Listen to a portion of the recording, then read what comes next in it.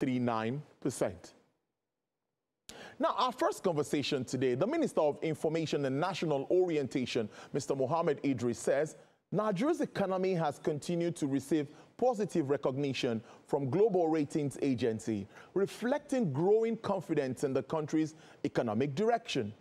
Mr. Idris stated this after meeting with Governor of Imo State and Chairman of the Progressive Governors Forum, Governor Hope Uzodinma in Abuja.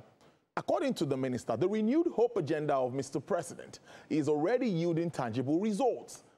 The minister also said that international ratings agency had improved their outlook on Nigeria's economy, citing steady progress in economic reforms and policy implementation. The minister also noted that Nigerians were beginning to embrace the reforms in spite of the initial challenges, often associated with structural changes. My guest is Otega Ogra.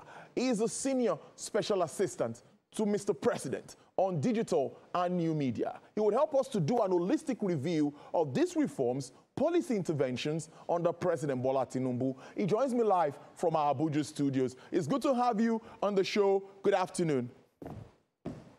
Good afternoon, Tolu. Great to be on the show. Thank you so much. Like I said in my introduction, I think it's good that we take a step backwards to look at when we started with these reforms and where we are today. In your understanding, just like what people would say, no pain, no gain. But what do you think about the present position following what has happened for more than 2 years now? So I think I would like to start with the context. And the context is that His Excellency President Bola Ahmed Tinubu came into office, at a time where there was uncertainty and the Nigerian economy was at a crossroads. We had decades of, underinvestments in infrastructure. We had the twin-headed dragons scams of FX arbitrage, FX arbitrage and, the fuel subsidies, amongst other things. And, Mr. President Bola Ahmed Tinubu had this very simple choice, continue to patch and use the short-term solutions that we had used for decades and always led to bigger problems down the road, or, do a complete overhaul, cut off rent-seeking, cut off arbitrage opportunities, and, bring down the cabals whilst also, creating efficiencies in other areas of government. And today we are seeing the results of that. Normally, any country in the world that has gone through or that was at that position that we were and decided to do full reforms had always had hyperinflation. 100%, 200%, in some cases, in some countries, 2,000%, like Bulgaria in the 1990s. But due to, a focus on, three things. One, Mr. President decided that we are going to actually try to be more efficient and accountable with what we spend. Two, we're going to look at improving what we have. So it's not just efficiency on one side. It's also making the best use of the other things of what we have on the other hand. And then thirdly, focus on production, focus on productivity, and focus on creating, a great ecosystem for businesses and individuals to thrive. And those three things today, you see what they've led to. Unlike some countries which had hyperinflation, like I said before, Nigeria is back to, May 2023 inflation levels, actually lower than that at 22 points, about 22%. We are getting more FPIs. You can see the surge in FPIs. Hot money comes when people begin to feel that, hey, you're doing the right things. FPIs have surged our FX reserves at the highest in, a few years. All these things did not just come by, a magic wand. It came because there was a deliberate action by His Excellency President Bola Ahmed Tinubu, to work towards ensuring that Nigeria can stand on its own. Nigeria needs people outside the country. We need partners across the world, but we must first make good use of what we have. And that has led to where we are today. Our balance of trade is up, positive for the first time in years. Our balance of payments is also up, positive for the first time in years. And these are things that Nigerians, should be happy about, because what it simply means is that whilst the end is in sight of the pain, there's hope for tomorrow, and we will keep on that track. I think it's a good way to really start the conversation, put it in the right context. But let me follow up with the fallout of those reforms. When we have reforms like that, obviously there are going to be fallouts. And the vulnerable one, the most vulnerable ones are the ones we are looking at now at this moment. Now, specific interventions is what I want us to talk about. many will still tell you, well, inflation might be coming down. The FX might be a bit of stable. There might be a level of stability in the foreign exchange market. But that doesn't make rice and beans in the market as cheap as I want it to be. What are those things that we need to continue to do? Or what sort of support, sort of initiative do you think are already on the ground for us to address this very ugly challenge? You know, one thing I always give my principal, Mr. President, President Bola Ahmed Tinubu, credit for, you know, is application of a multi-sectoral, multi-ministerial, multi-industrial approach, you know, to fixing Nigeria's issues.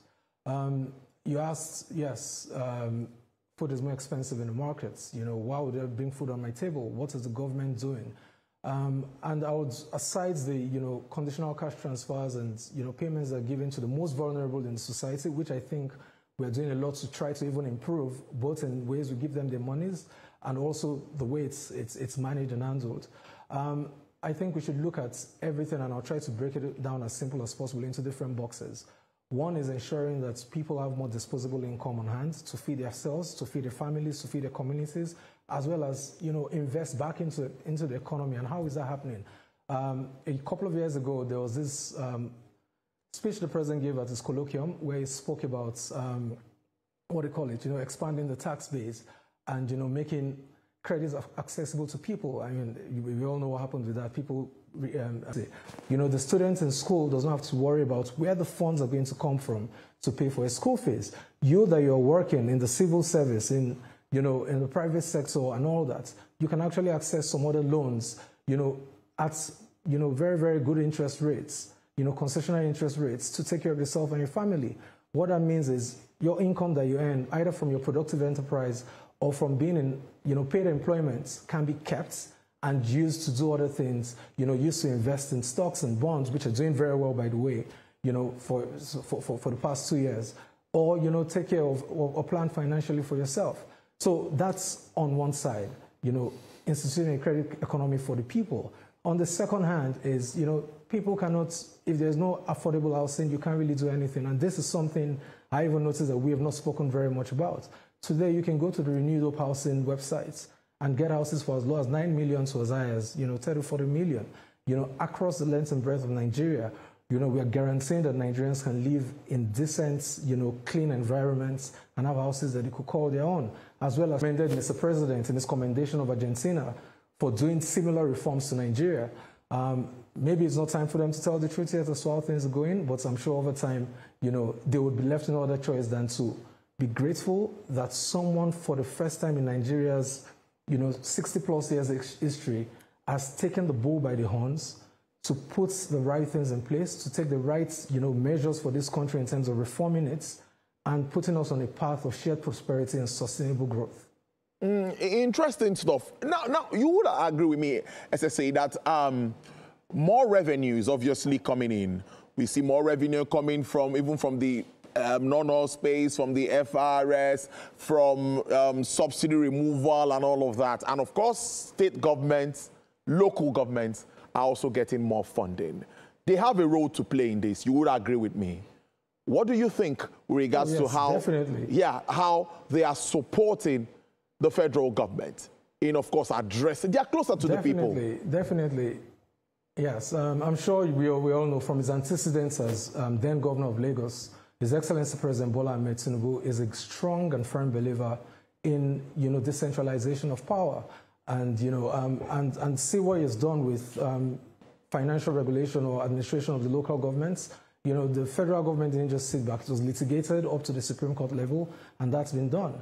But one thing Mr. President has consistently said, you know, in his speeches and his meetings with the governors and his meetings with his, you know, both FEC and NEC, has been that the state governments and subnationals must stand up to their responsibility.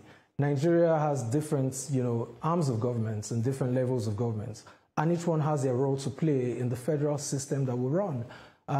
It's not enough for the federal government to do all this, to put the right policies in place. It's also very important that states, you know, stand up to their responsibility, local governments stand up to their responsibility and help, you know, together move Nigeria forward. Today, the federal government, as part of its support to the subnationals, you know, has put a target for 8,300, you know, primary healthcare centers, which is normally the purview of your local government, just like primary schools and local roads. You know, putting 8,300 primary healthcare centers across each ward in the country.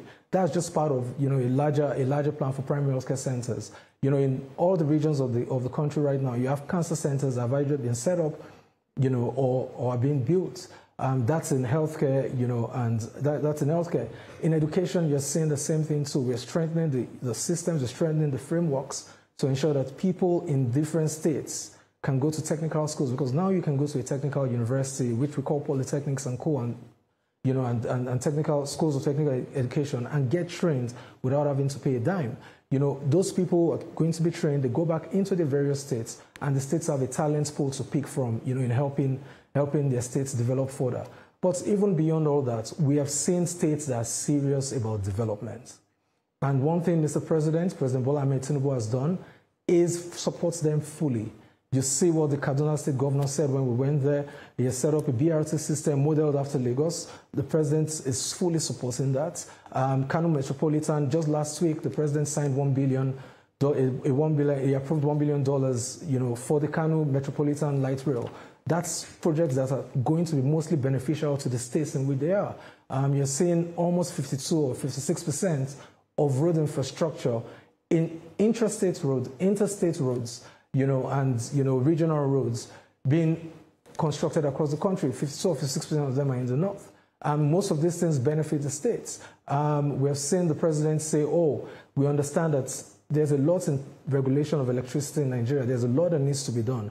Let's follow the National Electricity Act and let's start to devolve power back to the states. A couple of states have signed up today. They are now the ones managing and regulating the electricity sector in their states. What that means, and I saw a southeastern state, I think 2 weeks ago, the cost of electricity in that state right now is lower than the national cost of electricity as regulated by NERC. So we need to see more of such collaboration. You're seeing the federal government support PPP, you know, projects that are being brought by states, both in the north and south across the country. You're seeing ports being built in collaboration with states. Approvals are being given from the federal government to do that. The forest guards is another thing. States are going to be the primary beneficiaries. The mining guards are the same thing. States are going to be the primary beneficiaries. We need to see all these states start to think, you know, in a holistic manner, in a 360-degree manner, and say, with all these things the federal government is doing, how can we utilize it to ensure that we leapfrog development in our states? How can we utilize this to ensure that the people in the various states, you know, get to feel the dividends of democracy? We are not in government, you know, to just come and take roles or titles or be elected into a position and say, that's our legacy. No, we're in government to ensure that Nigeria can prosper, Nigeria can hold its own as, you know, the hub for investments, the hub for business, the hub for manufacturing, and the hub for prosperity in Africa. And President Bola Ahmed Tinubu is leading us down that line. Interestingly, I would agree with you when it comes to laws, you know, enacting acts. We've seen what's happened in the oil and gas sector, attracting a lot of investment in that space. We just saw last week the NICOM Act becoming law, and we've seen the insurance stocks doing pretty well at the exchange. We also see the notable tax law, the 4 tax laws that has been also signed into law by Mr. President. But looking ahead now, what do you project as in your expectations as we move on? 2025 is rounding off. We are in the month of August, September, October, November, December. Many believe 2026 is pre-election and all of that. But what more are your expectations? What's running through? What's cooking? What should we be expecting, considering that the IMF is saying our growth forecast is improved, 3.4%. Yes, beautiful reports coming from everywhere, World Bank and all. But what are we doing in-house more to make sure that this is sustained and it trickles down? So we will continue to strengthen systems, processes and frameworks and policies. We'll continue to create an enabling environment. The president is not sleeping, he's not resting on his hours, he's not sleeping, and so are his ministers. He holds this consistent, you know, checking meetings with them despite, you know, going to FEC. The oil and gas industry is it's one industry that I'm actually very, very happy, you know, about. From about 900,000 barrels per day to about 1.1 million barrels per day. Today, for 2 months consistently, we have beaten we have surpassed our OPEC quotas of over 1.5 million barrels per day. So, and that did not just come, you know, by stroke of luck. That's because of deliberate policies to ensure that our oil infrastructure is protected, investments are protected, and investments, the flow of money is monitored properly and guaranteed, as well as increased collaboration with security agencies to ensure security in the region. In agriculture, you're seeing the same thing. We are going to keep pushing on agriculture because we haven't gotten it right yet, just yet. So you see, rather than what we normally do before, which is provide every farming season, you just provide grains, you provide some equipment here and there. Now we're saying, let us go back and look at the business of agriculture in its entirety. Are we going to just focus on agriculture, for output of raw materials and selling that in the markets, or exporting that? Or are we going to, look at the entire processing value chain of agriculture? And what I mean by that is, we're providing tractors and equipment. 10,000 tractors have already been ordered. Most of them are already in the country, and this has been distributed to different farming communities and farms across the country.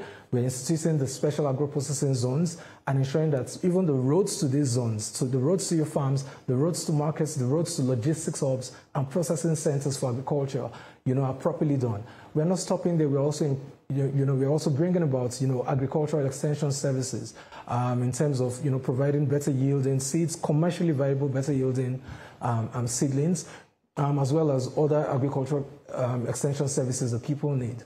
So for me, agriculture is paramount on Mr. President's, agenda. I'm happy we're able to break, the policy of hoarders, the backs of hoarders and those who sought to, take raw materials or goods, agricultural produce from farmers, hoard them and sell them at high prices. Today, food inflation is coming down because the president made some decisions last year, to curtail the activities. We're seeing bags of rice that once sold for about 120,000 naira, selling for between 60, 65, or 70,000 naira, across the country. And we're also seeing that with a lot of other plants. And these are not just your regular, harvest season drop in prices. For the first time in Nigeria's history, in a very long time in Nigeria's history, you didn't have, food issues in December. You did not have fuel queues in December. That's also because Mr. President is not going to interfere in regulators' jobs to do their job, because he believes in allowing independent institutions, government institutions, remain independent and do their jobs. Energy security is high on the table for Mr. President. Because energy gives lifeline to any economy, gives lifeline to industrialization. Yeah. What are we doing in the energy security space? We're looking at, one, ensure that, the right policies are driving growth there. Executive Orders 40 to 42, which were signed last year. You see what it did. Within about 10 months, it had brought in over 5 or I think 6 billion in FDIs into Nigeria. Today, Nigeria is in the fourth percentile or fourth quartile, of investments in deep water attractiveness across the world. What does that simply mean for Nigeria? It simply means that, the fourth quartile of investments, people that want to come and invest in deep water space in Nigeria, of which all the oil majors are coming back after years of them leaving Nigeria, because they have seen that we are serious. We're serious about, exploiting the industry. We're serious about improving the industry, and we're serious about guaranteeing investments in those spaces. And Nigeria can only go up from there. Whether it's agric, whether it's social development, whether it's the arts, culture, and tourism, where a lot is going on, whether it's in sports, where our ladies have done excellently well in the past, 3 weeks and have put smiles on the faces of Nigerians. I think, or even across finance, mining, infrastructure, we will not rest on our hours until we institute the right things, the right policies, the right guardrails for Nigeria to thrive and there's shared prosperity for every Nigerian under President Bola Ahmed Tinubu. Otega Ogra is Senior Special Assistant to the President on Digital and New Media. I must thank you so much for your insights and thanks for joining us for this conversation. Do enjoy the rest of your day. Hope to see you again soon. Let's do some evaluation, assessment moving forward, as always. Definitely. All right. Definitely. Enjoy the rest of